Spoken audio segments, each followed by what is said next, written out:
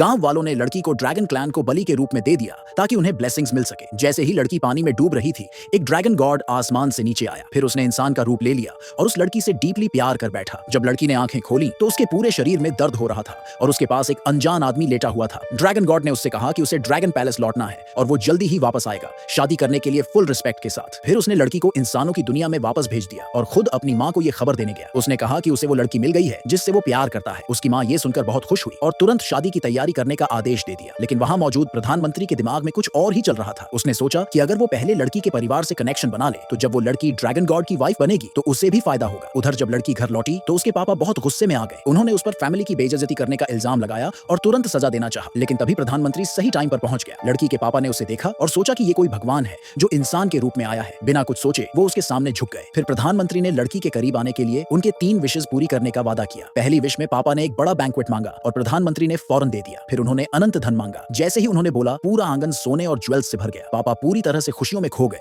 और जब देखा कि प्रधानमंत्री कुछ भी दे सकता है तो उनकी तीसरी विश थी सम्राट बनना। उनकी वाइफ और बेटी ने उन्हें रोकने की कोशिश की लेकिन उन्होंने उन्हें धक्का दे दिया। प्रधानमंत्री ने लड़की को इंप्रेस करने के लिए अपनी सारी मैजिकल एनर्जी खर्च कर दी और उसके पापा को सम्राट बना दिया। कुछ ही पल में पापा एक इंपीरियल ड्रेस में सामने खड़े थे। जैसे ही 2 भाइयों को यह सब पता चला वो तेजी से वहां पहुंच गए और पापा ने बिना सोचे समझे उन्हें बड़े बड़े पद दे दिए। फिर मम्मी ने धीरे से पूछा कि उनके और बेटी के लिए कौन सा पद होगा। ये सुनते ही पापा का बिहेवियर बदल गया और उन्होंने तुरंत दोनों को घर से निकालने का ऑर्डर दे दिया। प्रधानमंत्री ने बीच में बोलना चाहा लेकिन उसे समझ आ गया कि उसका सारी पावर खत्म हो चुकी है। उसी टाइम लड़की के पेट में तेज चमक होने लगी और सबकी आंखों के सामने उसका पेट बहुत तेजी से बड़ा होने लगा। अचानक आसमान में बिजली कड़कने लगी और लड़की ने एक अंडे को जन्म दिया। पापा ने जब ये देखा तो गुस्से से आग बबूला हो गए। बोले कि एक राजा के लिए ये कितनी शर्म की बात है कि उसकी बेटी ने किसी मॉन्स्टर को जन्म दिया है। उन्होंने ऐलान कर दिया कि अब उसका उस लड़की से कोई रिश्ता नहीं है और अंडे समेत उसे निकाल देने का हुक्म दिया। पापा के एक भाई ने जैसे ही उस सफेद और गोल अंडे को देखा जोर से उस पर पैर मारा लेकिन वो एक ताकतवर एनर्जी से दूर फेंका गया। लड़की ने अंडे को सीने से लगा लिया